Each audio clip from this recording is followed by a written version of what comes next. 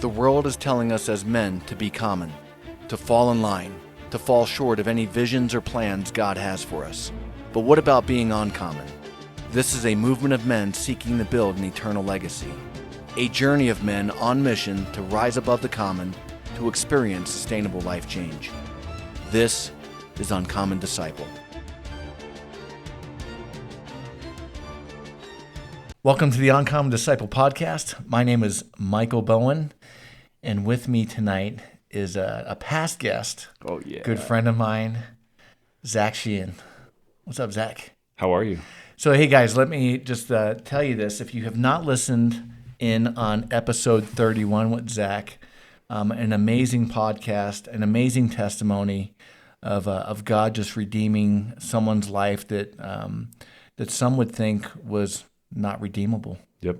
Would you agree with that? Oh, yeah, very much so. Yeah, so Zach stewards Redemption that's Squad correct. Ministry with his wife, Melissa, Yep. in Colorado Springs, and he's had a lot going on in the past couple of months. We wanted to have him back on. And guys, I know it's been a few months since we've been back on, but we have had a lot of things going on here. So I want to thank some of our sponsors. Balm Jitsu, our Jiu-Jitsu Academy here, has been so gracious.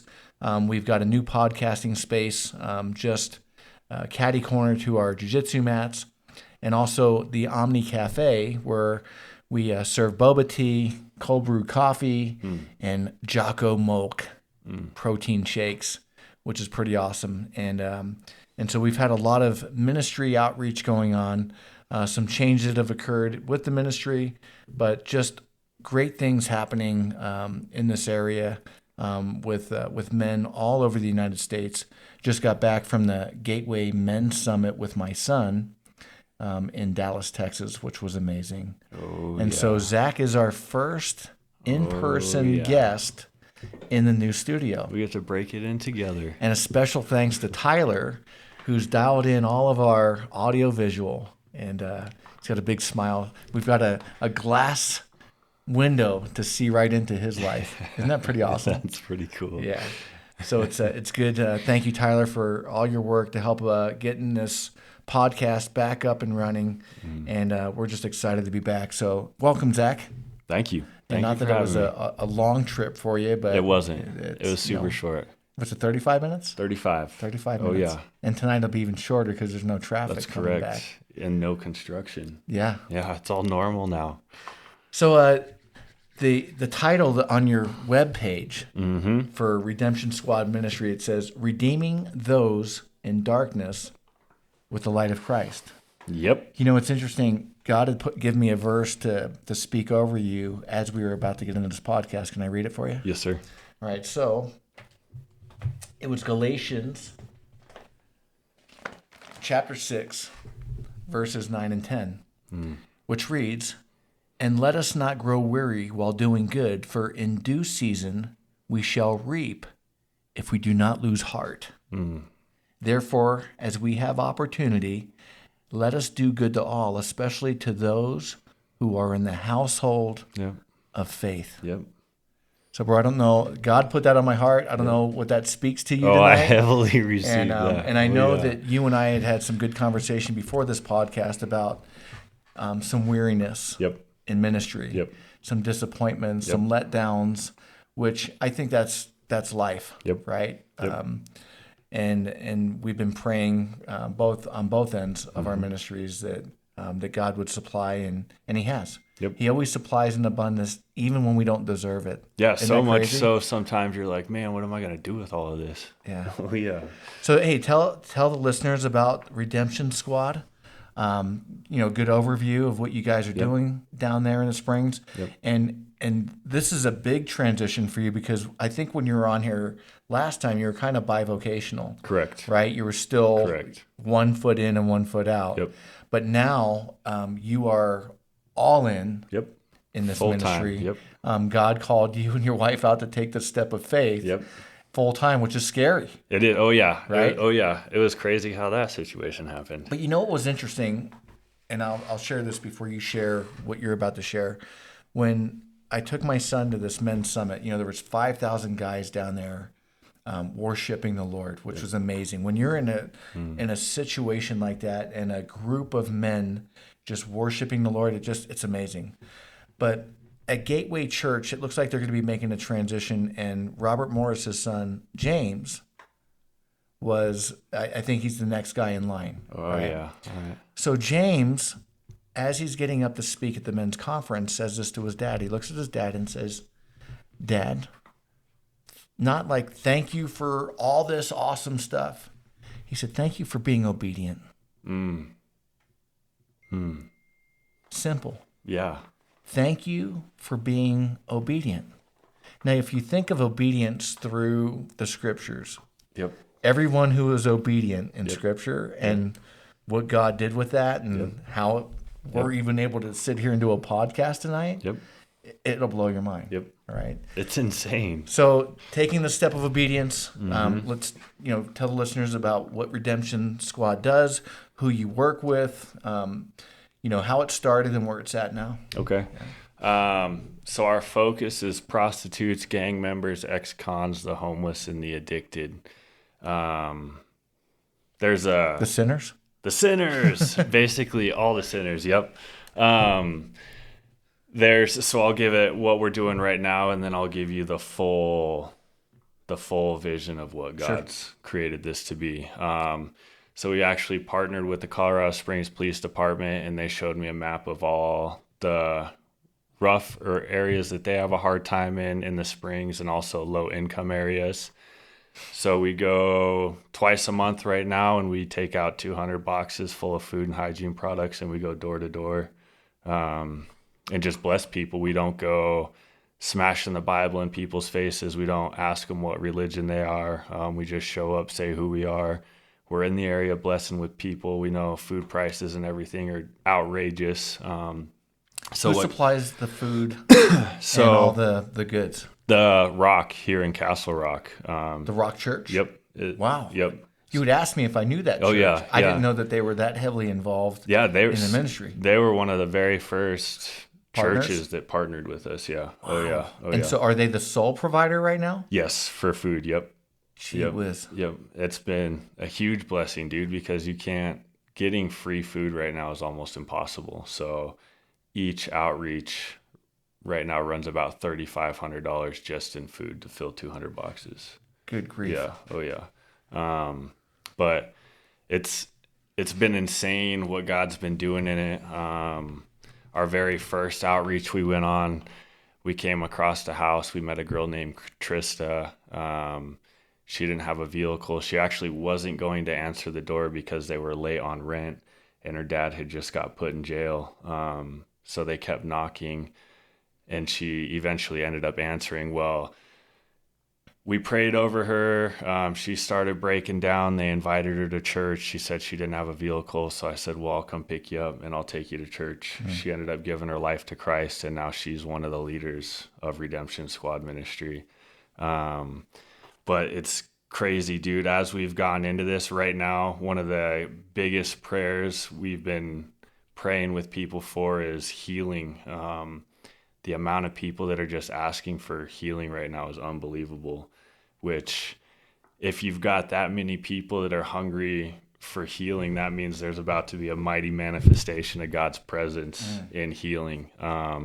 So we're just waiting for that to happen out on the streets, but it's been unbelievable how receptive people are. We've gone to houses where people haven't received their food stamps in a month, and they were just about to start freaking out, and then we show up with a box of food.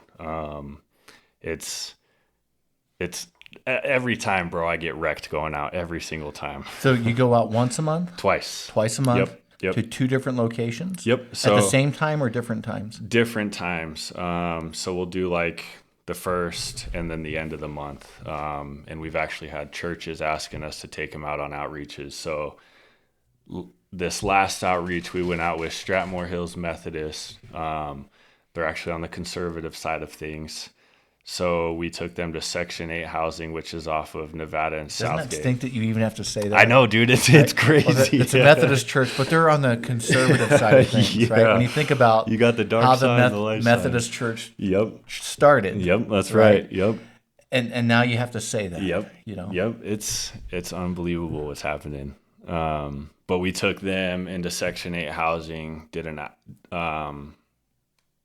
handed out 200 boxes there. And that following Sunday, dude, they had like another 10 to 15 people that just showed up and started going to their church. People are hungry out there. Just everybody's afraid to go out and hit the streets, or afraid to go to those those heavy places because they're afraid of danger. But if you move in the authority God has given all of us, there's nothing to worry about. So that's kind of what we're doing right now. We do deliverance, counseling. We get people into rehab if they need. We help people get their IDs, social security cards, GED in college, work, whatever it is they're trying to go in the direction of. We guide them in that direction within biblical standards, and just helping them build a foundation with Jesus at the center and a solid relationship with him. The process we're in right now, we're actually looking at 35 acres out in Peyton, Colorado, so we can start housing and discipling people coming out of prison and rehab. We know there is no solid next step for these people, and I've talked to countless rehabs that even rehabs that have Jesus at the center, there's no next step for them. So they say their families don't want them back because they burnt that relationship, or they don't have money so they can't go get something. So they just fall right back into the pattern and end up right back in there. And it's just repetitive. So we want to set up this property to take those in coming out of prison and rehab, or anybody that truly wants to transform their life, help them build up a solid foundation with Jesus at the center and help them be successful, whether it's going out into the world as a powerhouse in the name of Jesus and taking back things the enemy has stolen from people, or you want to get involved in ministry or whatever it is. We just want to help people, guide them in the right direction, whatever their hearts desire within biblical standards, and just help change everything that the enemy has broken. Yeah, Tyler was real fired up because he said that his wife she gets real excited about prison ministry. Oh yeah, it's fun. And you know what's interesting? I was just, as we were sitting here and I was listening to you, it reminded me of there's a pastor in Grand Junction that does jiu-jitsu, good friend of mine named Paul Espinoza, and he was in prison and now he's a pastor. Oh yeah, and Paul does some prison outreach ministry that I can get you connected to him. That would be awesome. With as well. You know, he's in Grand Junction, but he loves doing outreach and ministry, and he's got some contacts up in the Denver area that I know he partners in ministry with. So that would be excellent. Yeah, so that's awesome. So what does the housing look like with, with this 35 acres? Like, what's the vision for that? So I would like, right now, the property, which this is insane too, bro. So God has given my wife and I the number 333. That's the first amount we received when we got married. It's the first amount we collected as a donation when we did our first outreach. I just forgot what the other one was. Anyways, so this property, for some reason, you don't ever see mile markers. Yeah. Like on Zillow in the pictures for selling a property. Well, the mile marker right in front of the property is 333. It's got 3-phase power. It's got a commercial grade septic system that can it can handle 10 industrial bathrooms. It's got water, and properties set up like that out in Peyton are almost impossible to come by. Yeah. So would it be like cabin housing? Well, so right now it's got 2 steel structures, and then they built like a little 10 by 10 house that they're living out of that we would turn into offices. There's a 60 by 60, which we would divide in half and house men and women in there. And that's probably where we would start out, unless an unbelievable amount of funds come in or somebody wants to build us something for free. But then there's also a 60 by 120 foot long steel structure on there that we'd cut in half, use half of it for a sanctuary, and then the other half for food storage. But eventually I'd like basically a men's barracks, a women's barracks, a building for single mothers, we want to do. God has spoken to me heavy about apostolic training. We're always getting Christians fired up and wanting to send them out, but they don't always have the proper knowledge, I guess, or the correct direction to move in. Discipleship. Correct. Or they don't, I mean, if you've got the faith, you can just move, but sometimes people need confidence before they've got that faith to just run into something. So we do want to have teachings on all that kind of stuff all the time. Discipleship groups, recovery stuff, life skill classes, everything and anything we can do to set people up, we want to do. We want people to be successful. I can't tell you how many ministries I've talked to that see this kind of stuff and all they care about, or they've spoke to me about, is how much money you can get a person, how much money the state will give you just to house a person for a month. I don't care about the money. It's all about souls. And if you're in it for the money, you've got no business being in ministry. Well, I mean, that's a great point. I was talking with someone about this today, and I won't mention specific countries, but there's some folks coming here to the United States that had a view on the U.S., right? Let's just say the land of the free, home of the brave, and the land of money, right? Yep. Not realizing that you've got to work for your money. Oh, yeah. So these guys and gals come from countries where they're heavily supported by the government, medical.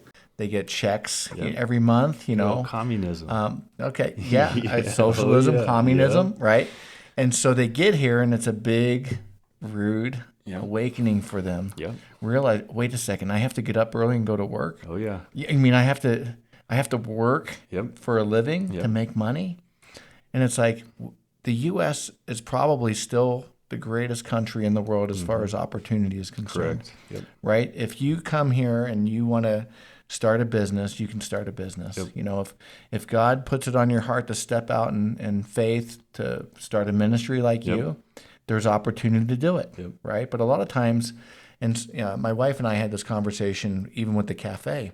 She was getting a little discouraged about all the work and the admin and the management of employees and I've started quite a few businesses and this is kind of her deal. I'm just kind of oversight, giving her some direction, her and my daughter, and I said, honey, do you know why majority of people decide to go work for someone else? Because starting a business is hard. Oh, yeah. Right? No one talks to you about, and we were talking about this, all the favors that people want. That's correct. All the discounts that all your friends want, and then it's like, oh, yeah, we're going to come in and, be a part of it. And then they don't come. Correct. And it's like, that's the difficult part. Yep. Right? There's a, no one knows when you're getting up at 4 o'clock in the morning to come and, get the academy ready or to get the cafe ready and to cook boba, 3 hours before we even open up. Yep. No one sees that, right? They just sip their boba drink or their cold brew coffee and think, the cold brew coffee fairy just sprinkled it into it's like, no, there was some work that went behind it. And a lot of times the work comes by way of the owners.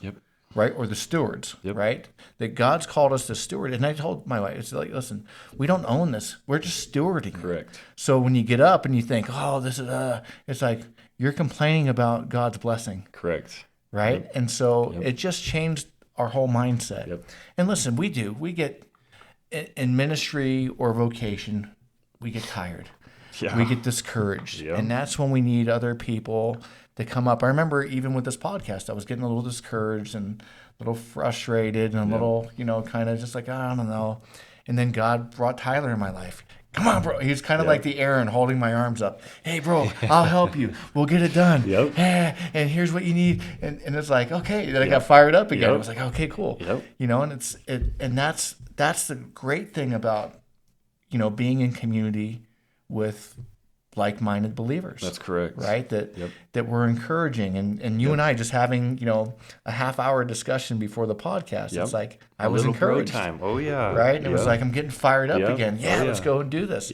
And so these are the things in ministry that, or vocation, that we have to remember.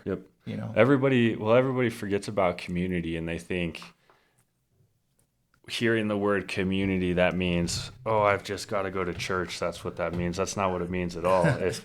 If you're not in a community or surrounded by solid believers, you're isolated. And when you're isolated, if you think about lions, that's when they pounce on their prey. They isolate their prey, and then they go in for the kill. And that's exactly what the enemy does with every single one of us. He wants to isolate you away from the community, away from strong believers that are going to speak into you, because he'll just be able to suck you right back into the trap. Yes.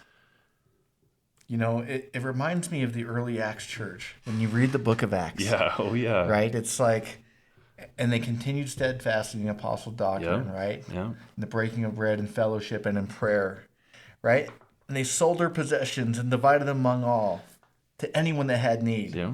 Continually, daily in one accord, Yep. meaning one heart and one mind. Yep. In the temple and breaking bread from house to house, they ate their food with gladness Yep.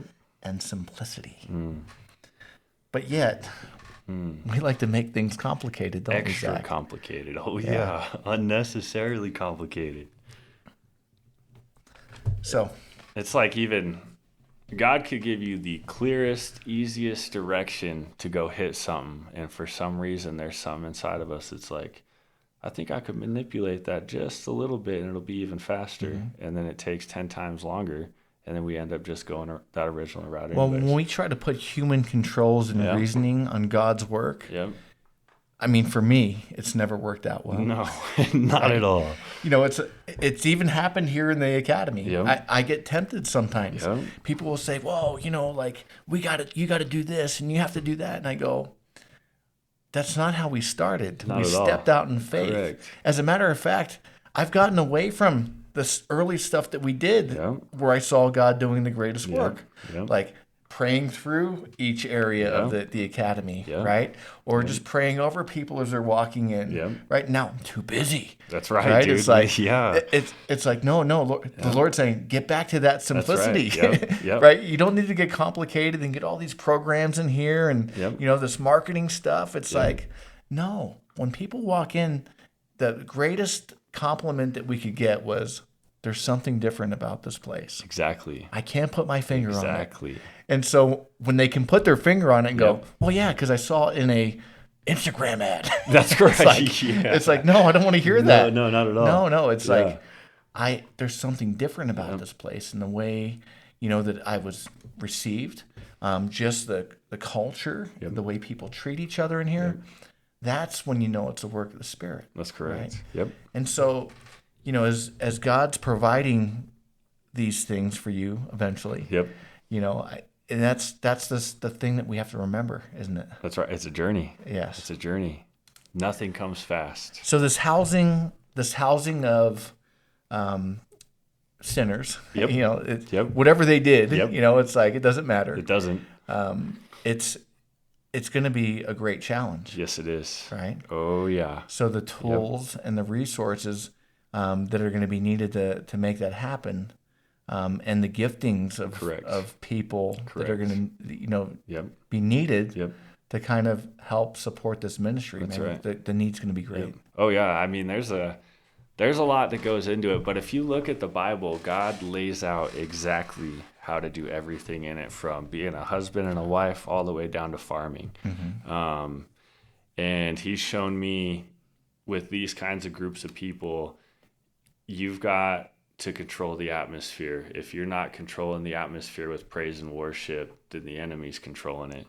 So if the enemy's controlling the atmosphere, then that means he's getting inside all these people's heads and causing chaos.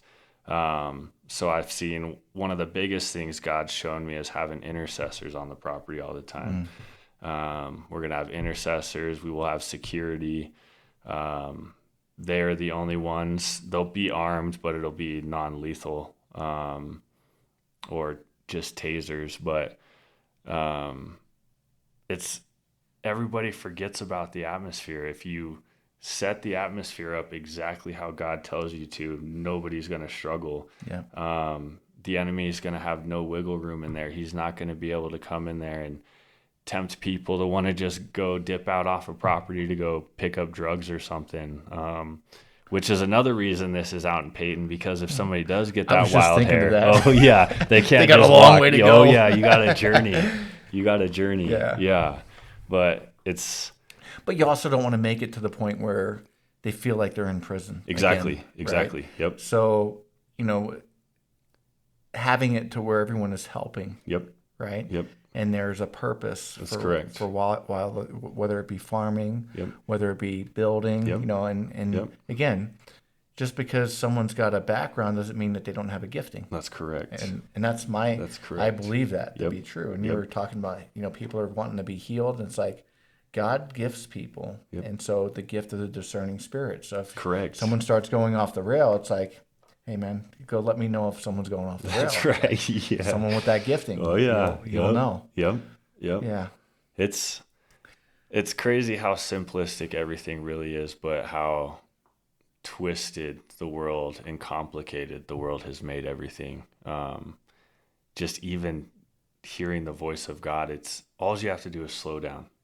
And that's basically the process through life. If you just slow down and just listen, everything is mapped out. Nothing is super complicated. You can't do anything.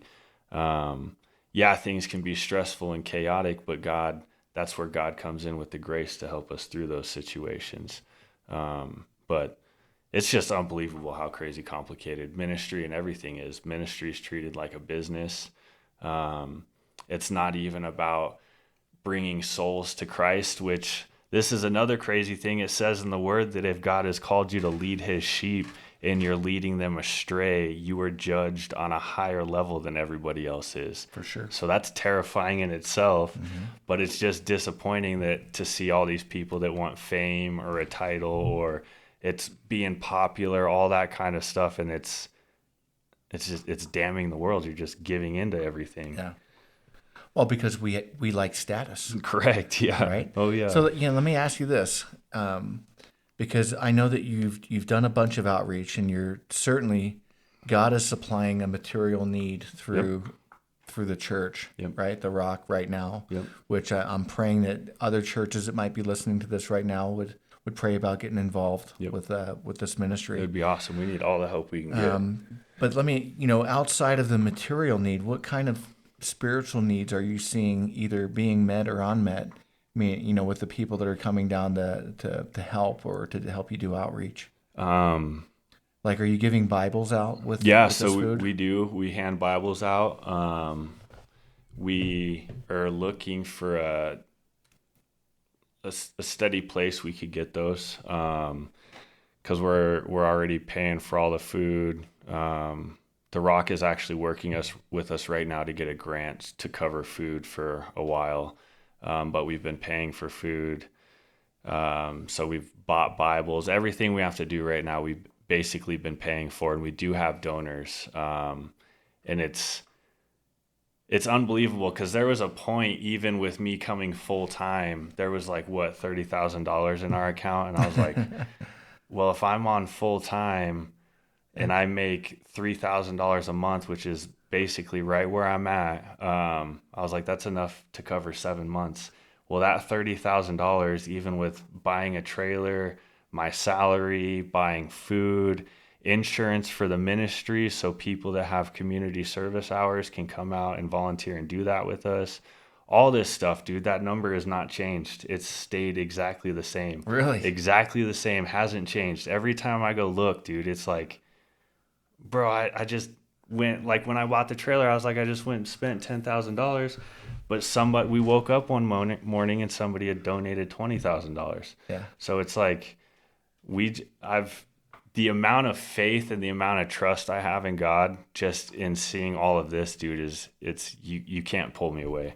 It's my faith and just my trust in him. If you ask, you receive. If you seek him with all your heart, he opens the door. But if you're not doing that stuff and you're dabbling in a little bit of this over there, a little bit of this here, he's not going to give you 100% when you want 100%. Now, let me ask you this. Do you find it hard to find people to volunteer and to help because of the let's just say, the demographic that you're ministering to? So at first, yes. But now we've had a consistent 40 to 60 volunteers either come in Friday night to help us put together boxes or coming out on the outreaches with us on Saturdays. It's Yeah. been 100% consistent.